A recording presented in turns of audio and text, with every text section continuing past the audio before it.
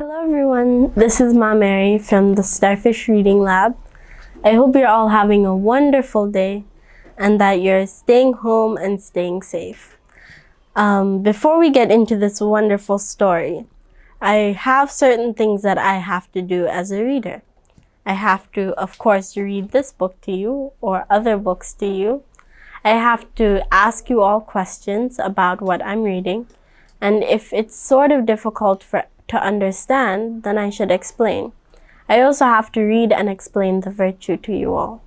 But there are certain things that I have to ask you all to do as listeners. I wanted to ask you all to please like and subscribe to this channel because we would really appreciate it and it would help us out at Starfish.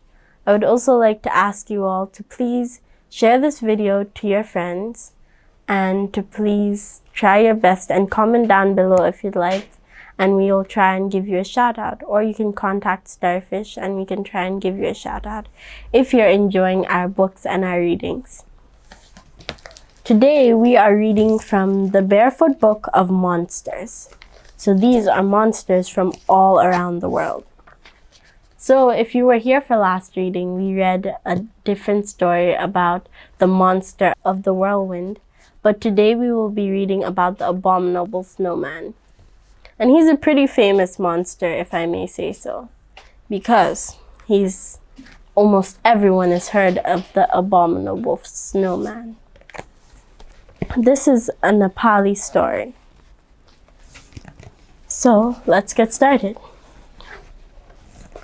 In a hut high up on the snowy mountains, there once lived a poor widow woman and her son, Rame. Although he had a kind heart and his mother loved him dearly, Rame was an idle soul. He liked to sit outside all day, watching the birds flying and the clouds floating by. If his mother asked him to collect firewood, the hearth remained cold and cheerless. If she asked him in the morning to sweep the floor, the dust was as thick by the time evenings fell. One day, the widow finally lost her temper. She got very angry. So anytime he was supposed to do something around the house, he just wouldn't do it. And his mother got very angry. "Lazy bones," she cried in fury. "Slug a bed. Good for nothing. Out of this house you go. And don't come back until you've done an honest day's work." And with that, she chased him from the house, slamming the door behind him. Rame was very surprised by his mother's anger. He trailed off into the mountains, wondering what on earth he should do. He walked and thought and thought and walked, until he found himself far from home with evening drawing on, and his tummy rumbling like thunder. He seemed very hungry. Perhaps there are a few crumbs to eat in my pocket," he said to himself. And, as luck would have it, he found not one, but 3 bits of stale bread. He sat down among the twisting roots of an ancient tree and got himself nice and comfy.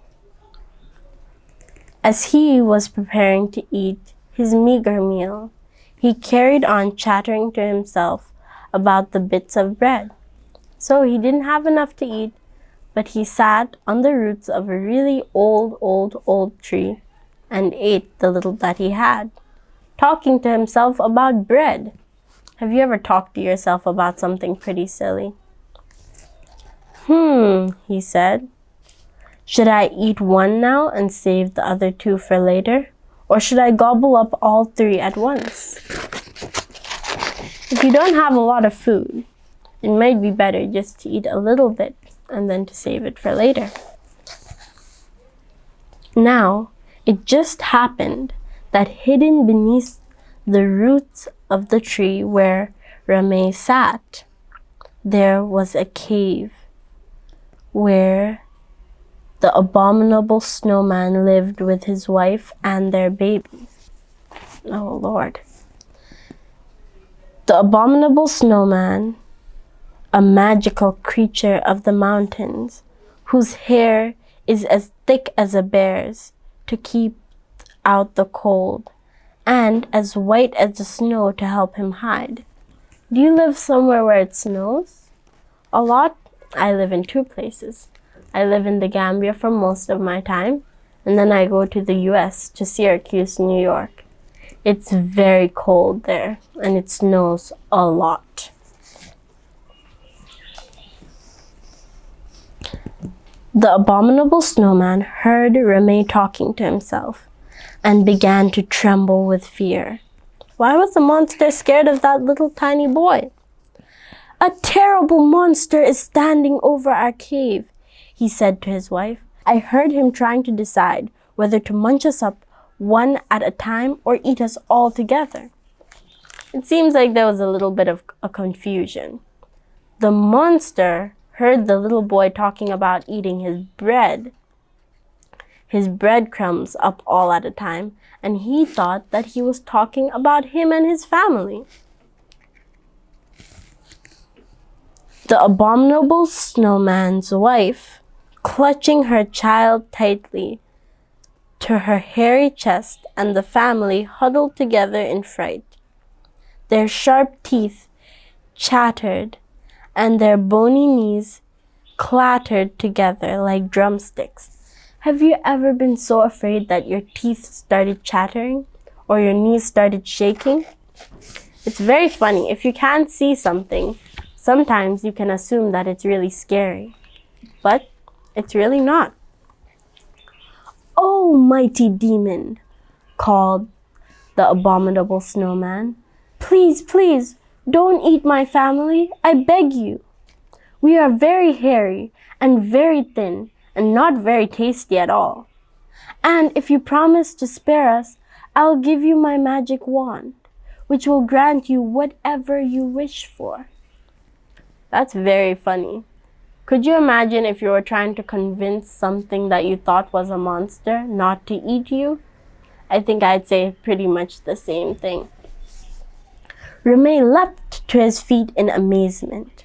The abominable snowman's voice boomed up from below, but he quickly gathered his wits and replied with a growly voice, "Well, I suppose I could use your wand as a toothpick. I've just had a bite to eat, and I think that one of the goats I ate is stuck in my back molar." So, Rame tried to trick the abominable snowman and his family into thinking he was a monster that was big enough to eat goats. That boy is pretty smart, but it's also not good to lie. Should use your smarts for something good. As soon as he had spoken, a wand shot up from the ground in front of him. Rame snatched it up in delight and set off to the house to show his mother. But before he had traveled very far, and while he was still a very long way from home, the sun began to set behind the mountains. Just as he was beginning through the trees, an old woodcutter answered his knock and invited him in.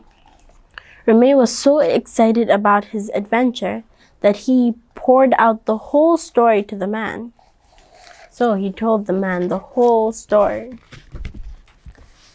"Test it out now, just to make sure that it really works," said the old man with a gleam in his eye. So Rame wished for a meal for the two of them, and before they could blink, a delicious feast appeared. Juicy pork and soft noodles, roast chicken, spicy lentils, ripe fruits, and a big bowl of sweet molasses. After the two men had eaten their fill, the empty dishes disappeared again. Rame curled up on the floor and fell fast asleep, his tummy full of food and his head full of happy dreams. That's very interesting. Could you imagine if you had a magic wand and you could wish for anything in the world? What would you wish for? The next morning, he thanked the old woodcutter warmly for letting him sleep in the shack. He picked up the wand and made his way home with a spring in his step and a song in his lips. He seemed to be very happy, and he was skipping around because he was so excited to show his mom. "Look, Mother," he cried as he strode into the widow's hut. "An abominable snowman gave me his magic wand.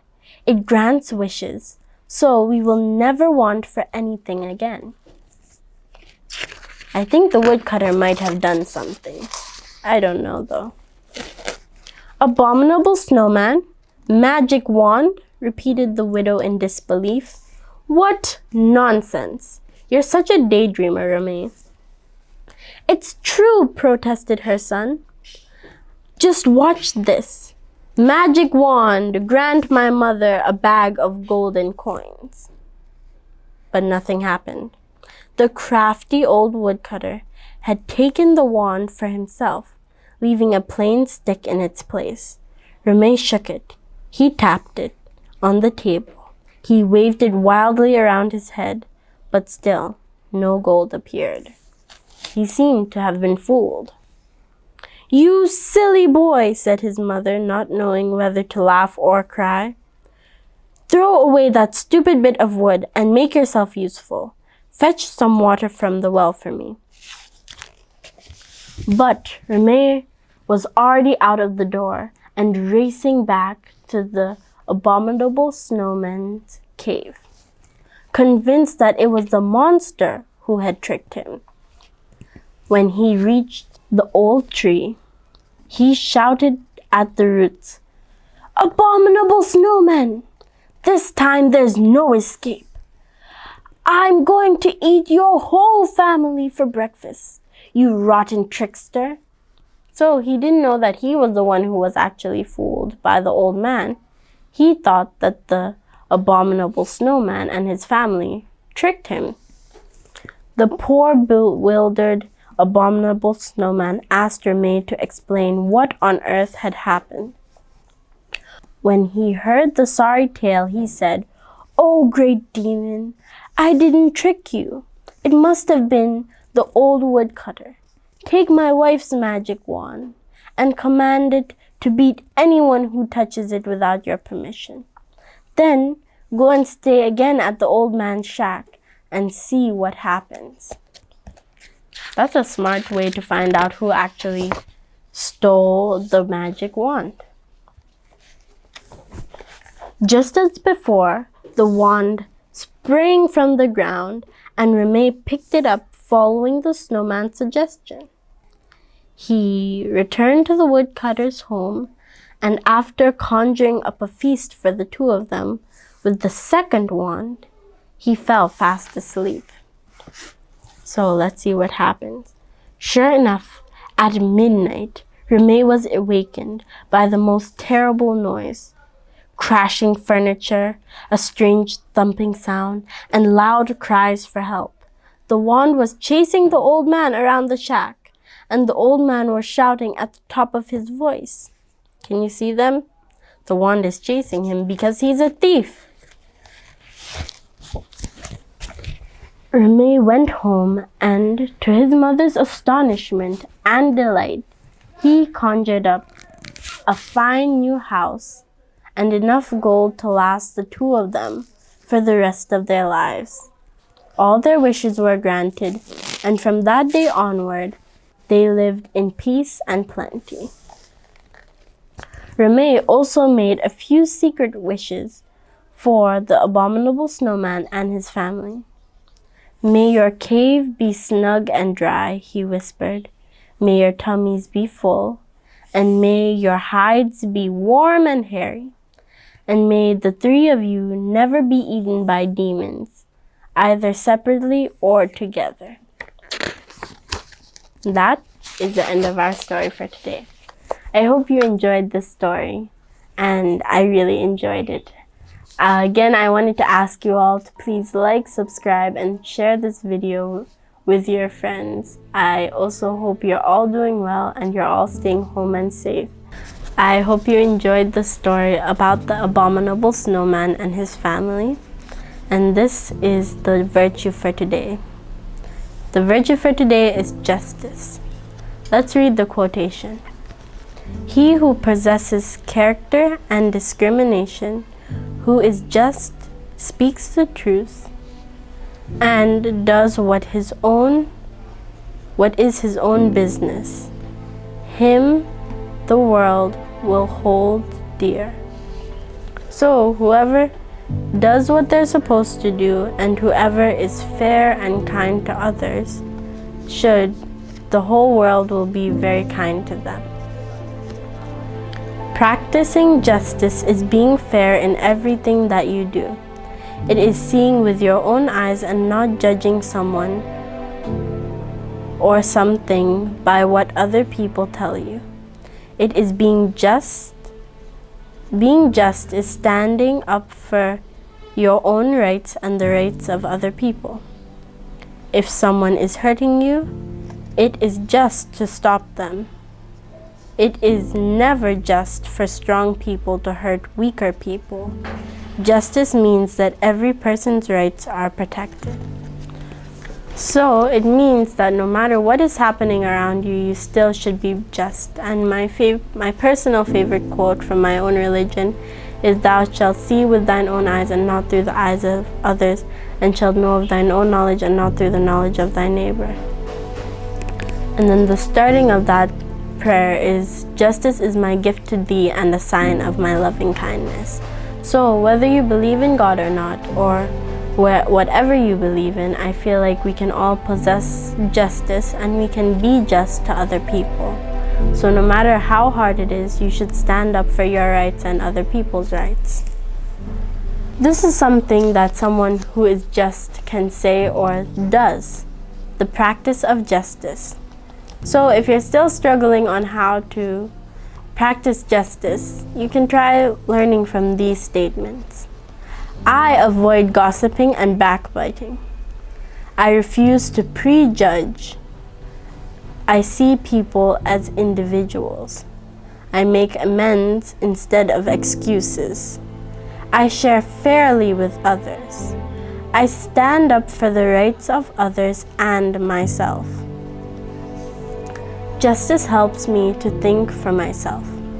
So no matter what other people are saying or doing, you should still be just, and you should hope that other people are just towards you. So if someone says something or does something that you do not appreciate, you should definitely find a way that will help them change what they did. If not change it, sometimes there are stuff like certain laws that can help bring them to justice. But we should pair justice with mercy. So if someone does something really bad, you still need to be merciful, but you also need to be fair. Thank you very much, everyone. I hope you enjoyed today's reading and the virtue.